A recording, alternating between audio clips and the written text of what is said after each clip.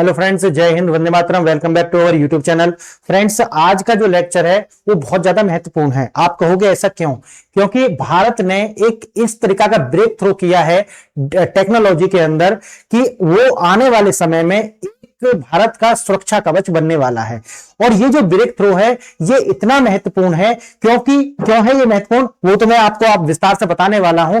लेकिन ये समझिए कि ये इतना बड़ा ब्रेक थ्रू है कि इसका जो प्रयोग हम जहां पर भी करेंगे, क्योंकि इसका मल्टीपर्पज यूज हो सकता है, और जहां पर भी हम इसका प्रयोग करेंगे, अभी इससे बचाव के लिए पूरी दुनिया के पास में किसी भी तरीका की कोई डिफेंस टेक्नोलॉजी अभी नहीं है। आप समझ गए इसकी विविधता क्या है और इसकी वैल्यू क्या है। आज हम बात करने वाले हैं स्क्रैमजेट इंजन की। आप जानते हैं कि ये जो स्क्रैमजेट इंजन है इसका निर्माण जो है डीआरडीओ के द्वारा जो है परीक्षण कर लिया गया है। लगभग 12 मिनट का जो है परीक्षण किया गया और सक्सेसफुली इसको जो है कंडक्ट कर लिया गया है। अब क्या है, इसका जो है एरोप्लेन के अंदर, यानी कि जो फाइटर प्लेन है उनके अंदर भी इसका इस्तेमाल किया जा सकता है।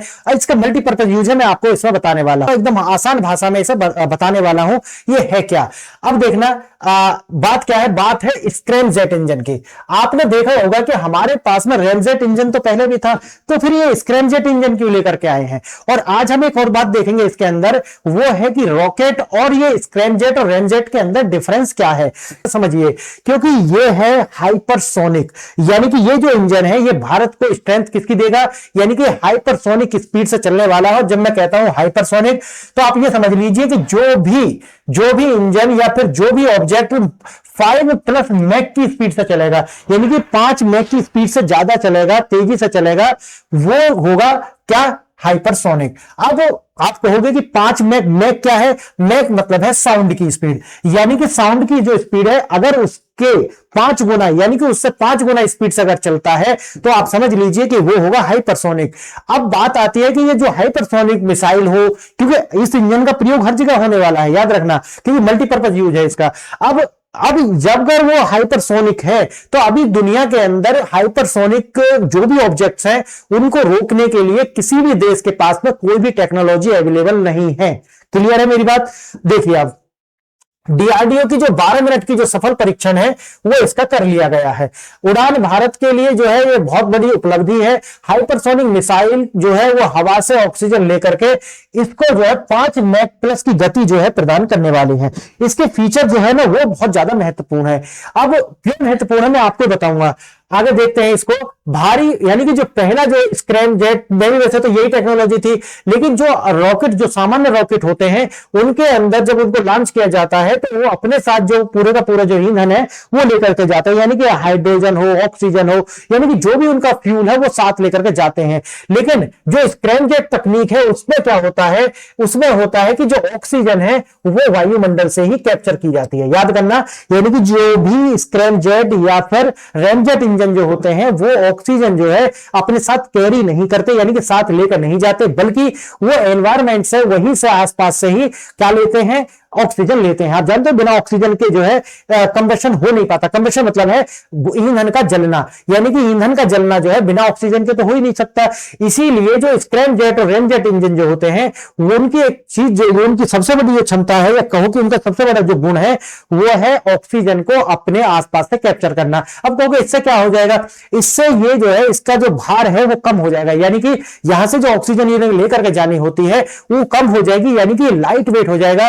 लाइट वेट होने से क्या होगा, इसकी जो स्पीड है वो बढ़ जाएगी। क्लियर है मेरी बात? भाई वजन कम होगा तो स्पीड इसकी बढ़ जाएगी, तो इसकी जो स्पीड है वो बढ़ जाती है। इस मायने में जो है स्क्रैमजेट कहो या फिर रैमजेट इंजन है, दोनों के अंदर बस एक ही बात का अंतर है, यानी कि रैमजेट हो या फिर स्क्रैमजेट हो। स्क्रैमजेट का मतलब क्या है, सुपरसोनिक, यानी कि स्क्रैमजेट का मतलब होता है सुपर, यानी कि हाइपरसोनिक मिसाइल है, और रैमजेट में एस जो हटाई हुई है ना वो ये है कि ये सबसोनिक है। क्लियर है मेरी बात? तो स्पष्ट हो जाएगी ज्यादा। इनके अगर इनकी टेक्नोलॉजी देखी जाए, रैमजेट और स्क्रैमजेट, उसमें कोई अंतर नहीं है, लेकिन जो रॉकेट है वो बिल्कुल अलग है ना? आप समझ गए होंगे बात।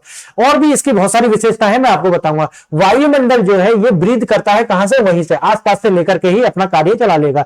रॉकेट जो होते हैं वो उनको साथ में लेकर के जाना पड़ता है ऑक्सीजन।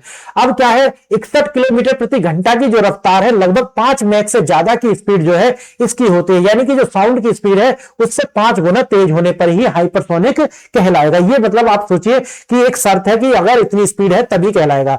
अब ये जो स्क्रैम जेट है इसके अंदर डीआरडीओ के द्वारा और भी बहुत सारी जो तकनीक है उसमें इस्तेमाल की गई है।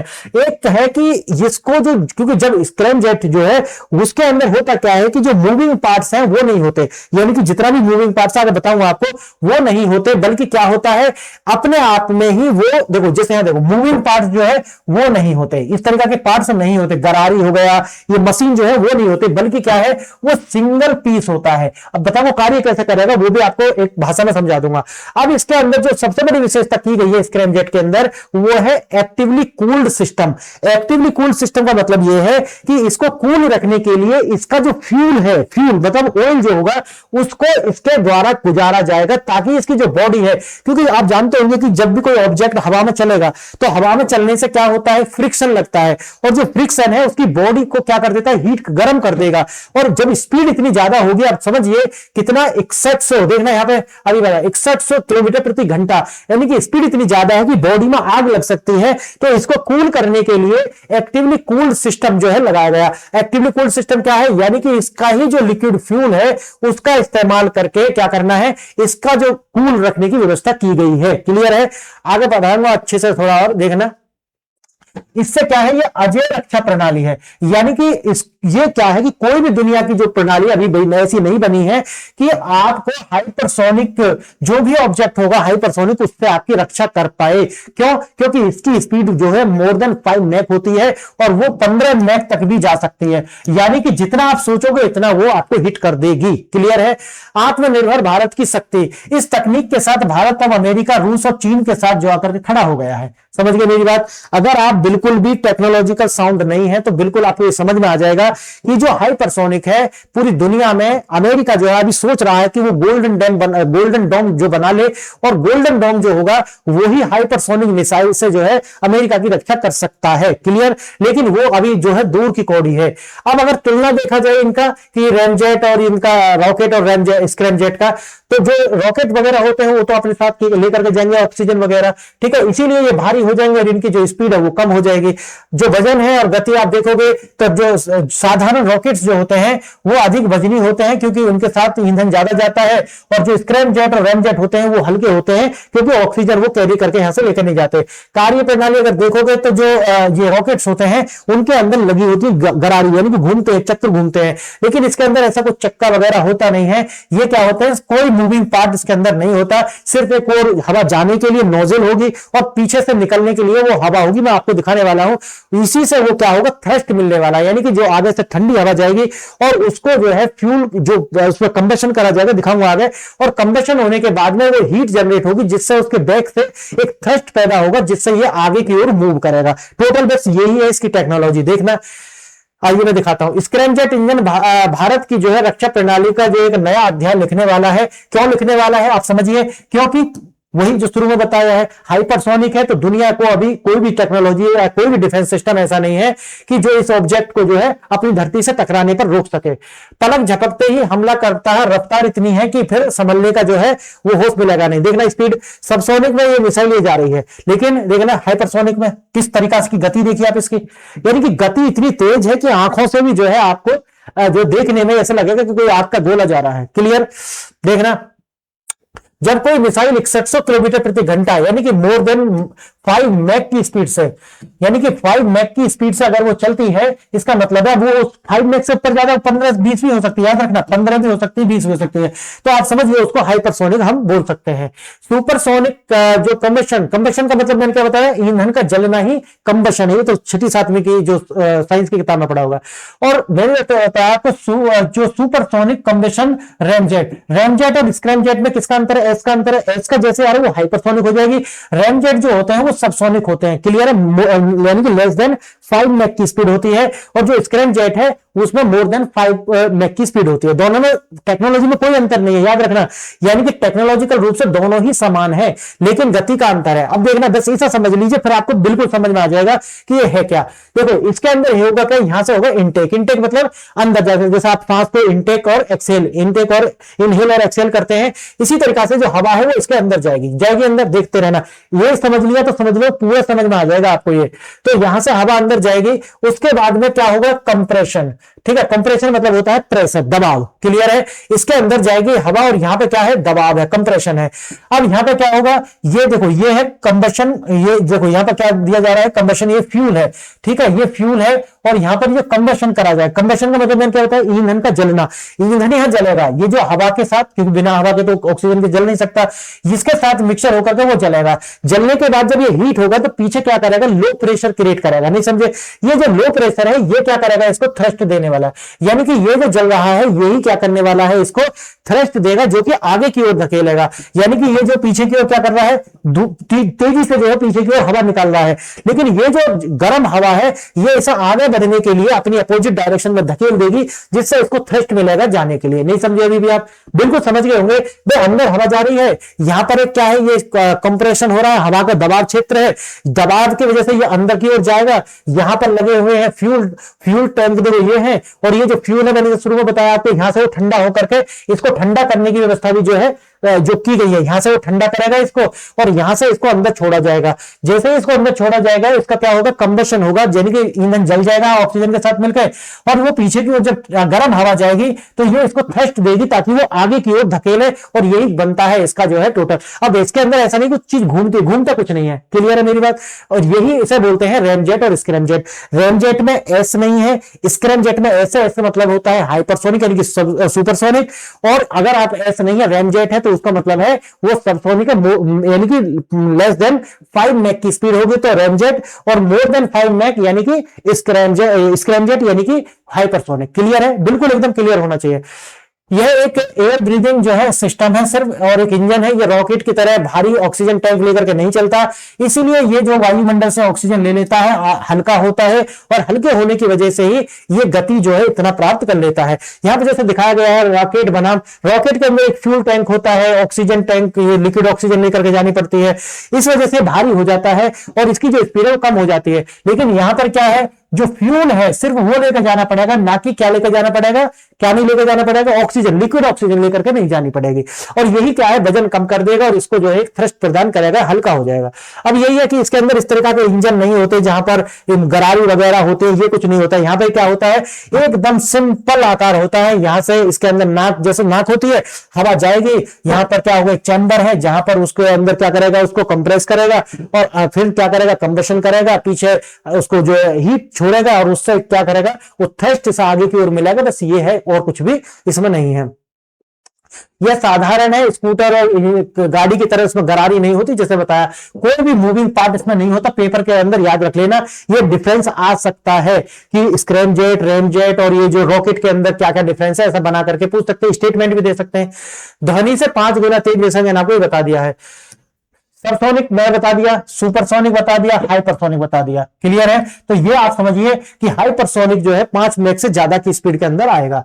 5 मैक प्लस जो है, यानी कि मैक मतलब है यानी कि वायु की गति, ठीक है, साउंड की गति है, सॉरी, साउंड की गति मतलब है मैक, ठीक है। देखना आगे, जानने में गर्मी, इसका लिए क्या बनाया है बताना, ये हीट ना हो। जैसे मैंने बताया कि जब वो चलेगा तो फ्रिक्शन की वजह से इसकी जो बॉडी है वो गर्म हो जाएगी। इसको कूल रखने के लिए क्या करा है, यानी कि जो फ्यूल है उसी को जो है यहां से इस तरीका से भेजा जाएगा इसके साथ साथ, ठीक है, ताकि वो इसको जो है ठंडा रखने की व्यवस्था की गई है।